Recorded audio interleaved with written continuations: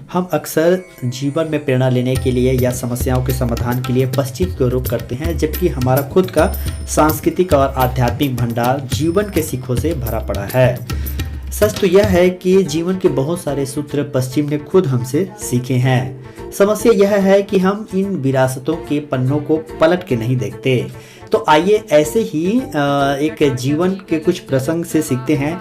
वो है देवों का देव महादेव के जीवन प्रसंग से, क्योंकि शिव जी सत्यम है, शिवम है, सुंदरम है, शिव जी अनंत हैं, शिव जी अनादि हैं, भगवंत हैं, शिव जी शक्ति हैं, शिव जी भक्ति हैं, शिव जी ओंकार हैं, शिव जी ब्रह्मा हैं, शिव जी आस हैं, विश्वास हैं, मुश्किलों में हमारे पास हैं।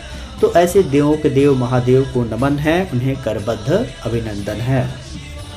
ध्यान और ज्ञान के प्रतीक है भगवान शिव। एक तरफ तो हमें वो भोलेनाथ के रूप में दिखाई देते हैं, तो अगले ही पल वो विध्वंसकर्ता के रूप में भी होते हैं। एक पल वो नृत्य करते हुए, तांडव करते हुए नटराज के रूप में होते हैं, तो अगले ही पल वे एक महान योगी के रूप में भी दिखाई देते हैं और वो ध्यान मग्न हो जाते हैं। तो उनका जो पूरा जीवन है वो विरोधाभास से भरा हुआ है। तो उनके विभिन्न गुणों को हम क्रम से अध्ययन करते हैं और उनसे किस तरह से हम जीवन जीने की शैली सीख सकते हैं, देखते हैं। पहले हम देखते हैं एक परिवार के मुखिया के रूप में अपने ही घर के सभी सदस्यों के विरोधाभास के बावजूद भी किस तरह से उनको लेकर के आगे बढ़ते हैं, चलते हैं और पूरे परिवार के सभी सदस्यों के बीच में एक सामंजस्य स्थापित करते हैं।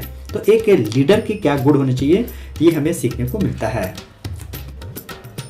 अगर आप शंकर भगवान के व्यक्तित्व पर प्रकाश डालें, रोशनी डालें, गौर से देखें, तो ऊपर से नीचे तक आपको बहुत सारे विचित्रताएं दिखाई देती हैं। मैं एक ओवरलुक देने की कोशिश करता हूँ। भगवान शंकर जी के जटाओं में माँ गंगा जी का निवास होता है। ये वही गंगा जी हैं जो स्वर्ग से जब धरती पर आई थी तो उनके प्रबल प्रवाह को रोकने के लिए भगवान शंकर ने उन्हें जटाओं में जगह दे दिया था। तो वहाँ पाया जाता है पवित्र शीतल जल, और उससे थोड़ा सा नीचे आए तो उनके चेहरे पर पाया जाता है तीसरा नेत्र, जिसके कारण हम उनको त्रिलोचन कहते हैं, जिनसे आग निकलती है। तो आपने कहीं देखा नहीं होगा कि आग और पानी एक साथ रहते हैं, लेकिन भगवान शंकर जी दोनों को साथ में लेकर के चलते हैं।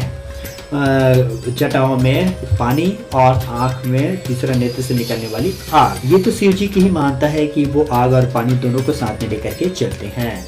थोड़ा आगे बढ़ते हैं तो उनके सिर के जटाओं में ही चंद्रमा होता है और कहा जाता है कि चंद्रमा में अमृत पाया जाता है।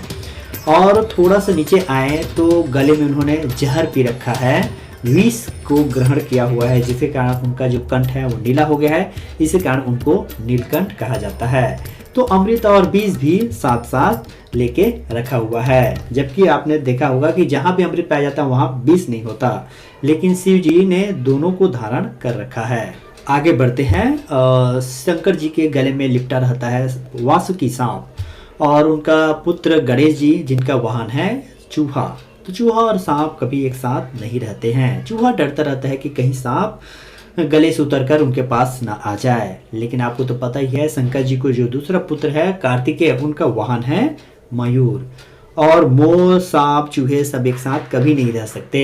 शंकर जी की ये विशेषता है कि वो इन सबको साथ में लेकर के उनके बीच सामंजस्य स्थापित करके साथ साथ ही वो रहते हैं। मजे की बात है कि भगवान शंकर जी का वाहन है ऋषभ, बैल, जबकि माँ भवानी की वाहन है शेर। तो शेर और बैल कभी एक साथ नहीं रहते हैं।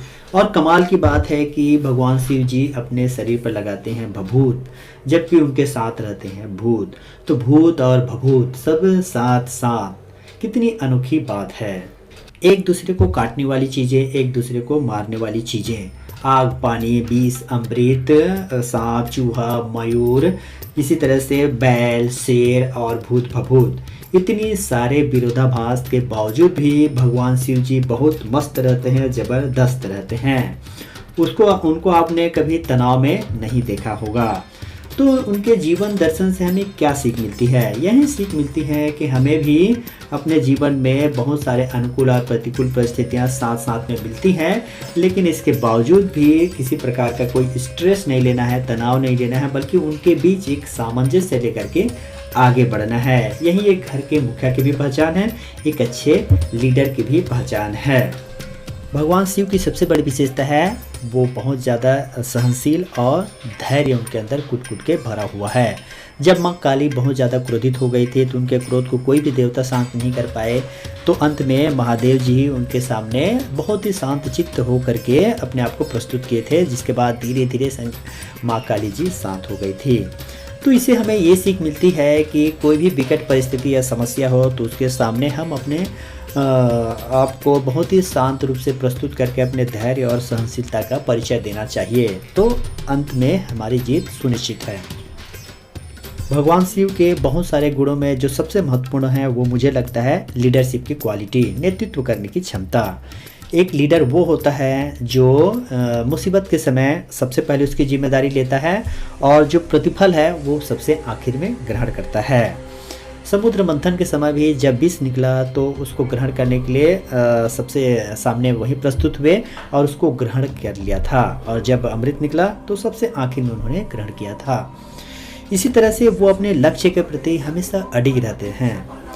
एक बार कामदेव जी उनकी तपस्या को भंग करने के लिए उनकी साधना में विघ्न उत्पन्न करने की काफ़ी कोशिश किए, तो वो उसको उनकी साधना को भंग नहीं कर पाए, भले उनके तीसरे नेत्र की अग्नि से स्वयं जल करके भस्म हो गए थे।